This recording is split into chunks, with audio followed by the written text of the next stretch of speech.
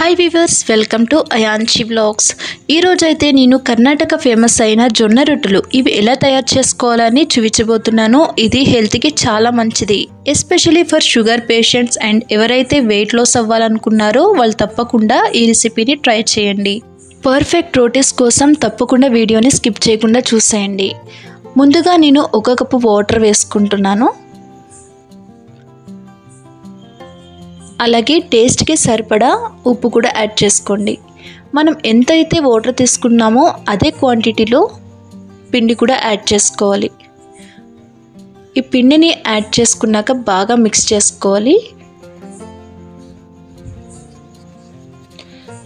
మనం పిండి వేసుకోగానే ఎప్పుడు కూడా మీడియం ఫ్లేమ్కి పెట్టేసుకోండి, లేకపోతే కిందంతా అడుగంటుకుపోతుంది. వాటర్ కన్సిస్టెన్సీ తగ్గాక ఫ్లేమ్ని ఆఫ్ చేసేయండి.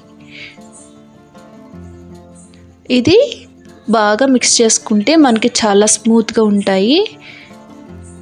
గరిటెతో కిందకి ఇలా ప్రెస్ చేసుకుంటూ బాగా మిక్స్ చేసుకుంటే ఏమంటే లంప్స్ అన్నీ పోతాయి, చాలా స్మూత్ అయిపోతుంది.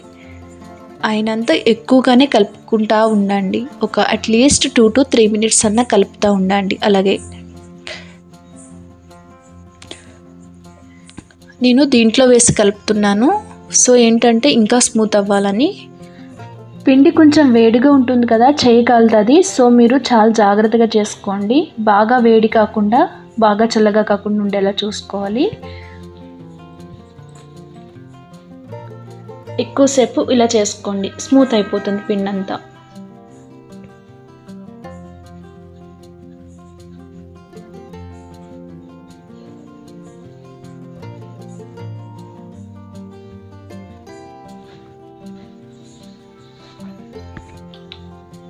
మనకి పిండి కూడా రెడీ అయిపోయింది. ఇది చిన్న చిన్న బాల్స్ లాగా చేసేసుకుందాం. కన్సిస్టెన్సీ చూడండి, బాగా మెత్తగా లేదు, అలాగే బాగా గట్టిగా కూడా లేదు కదా. ఇలా ఉండాలి పిండి. మనం కొలతలతో చేస్తే చాలా పర్ఫెక్ట్గా వస్తాయి, లేకపోతే చాలా ఇబ్బంది పడాలి ఇవి చేయడానికి. చాలా అంటే చాలా ఈజీ అండి. ఎలా చపాతీ చేస్తామో సేమ్ అదేలాగా ప్రాసెస్. కాకపోతే ఏంటంటే పిండిని ఉడకపెట్టాలి. ఇక్కడ ఇవి పక్కన పెట్టేసుకుని మనం కొంచెం పిండి యాడ్ చేసుకుని సేమ్ చపాతీలా చేయాలి. ఒకటి తీసుకుని చూసేద్దాం. లాస్ట్లో కొంచెం క్రాక్స్ వస్తుంది కదా, అంటే కొంచెం గాలి వెళ్ళి గట్టిగా అవ్వింది. సో మనం కొంచెం వాటర్ తడి చేసుకుని మళ్ళీ మెత్తగా బాగా మిక్స్ చేసుకుందాం. ఇలా చేయడం వల్ల సాఫ్ట్ అయ్యి ఆ క్రాక్స్ అనేవి రాకుండా ఉంటాయన్నమాట. బాగా ఎక్కువ కూడా వాటర్ యాడ్ చేయొద్దు, బాగా పలుసగా అయిపోతుంది. మళ్ళీ కొంచెం అయితే సరిపోతుంది. ఇప్పుడైతే క్రాక్స్ రావట్లేదు కదా, ఇలా చేసుకోవాలి. ఇప్పుడు మనం అన్ని సైడ్స్ కూడా పిండి బాగా పట్టించాలి.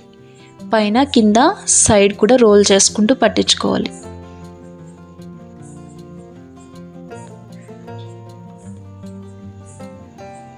ఇప్పుడు చపాతీలాగే చేసుకోవాలండి. ఏంటంటే ఇక్కడ ప్రెస్ చేయకూడదు, అన్ని సైడ్స్ ఈక్వల్గా వచ్చేలా చేసుకోవాలి. దీన్ని ప్రెస్ చేశారంటే కిందంతా అంటుకుపోతుంది. రోటీ తీసినప్పుడు చాలా జాగ్రత్త. మెల్లగా పైన ఒక హ్యాండ్ కింద ఒక హ్యాండ్ పెట్టి స్లోగా ఇలా తీయండి.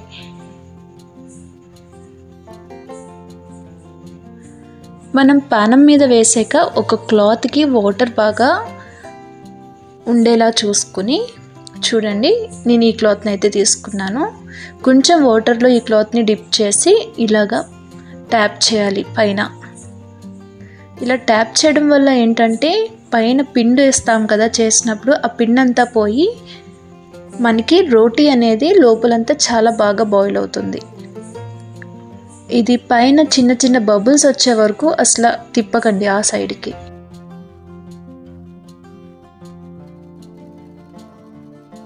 ఇప్పుడు బ్యాక్ సైడ్ కూడా తిప్పేసి సేమ్ చపాతీలాగే కాల్ చేసేయండి.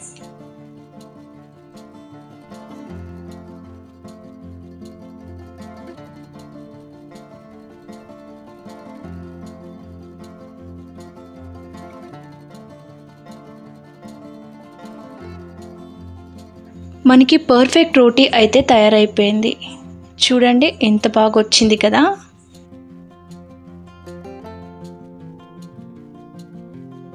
మనకి రోటీ తయారు చేసుకునే ముందు పిండి ఇలా గట్టిగా అయిపోయి సైడ్కి అంతా బ్రేక్ అయిపోతూ ఉంటుంది. ఇలా అయితే రోటీ చేయడానికి అస్సలు రాదు. సో మనం కొంచెం వాటర్ తడి చేసుకొని దాన్ని మెత్తగా చేసుకోవాలి. ఇలా ప్రతిసారి రోటీ చేసే ముందు చేసుకోవాలి, లేకపోతే బ్రేక్ అయిపోతుంది రోటీ.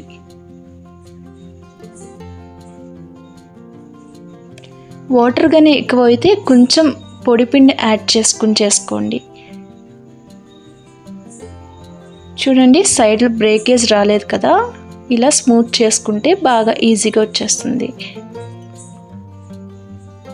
దీనికి డిఫరెన్స్ చూడండి, ఎంత హార్డ్ ఉంది, ఇది ఎంత సాఫ్ట్ ఉంది కదా. మనకి ఎంతో టేస్టీ అయిన జొన్న రొట్టెలు రెడీ అయిపోయినాయి. నాకు 1 కప్పు పిండికి 5 రొట్టెలు అనేది వచ్చాయండి.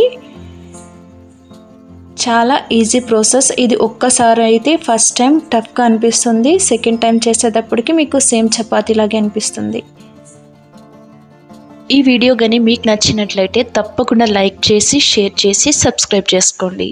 Thanks for watching.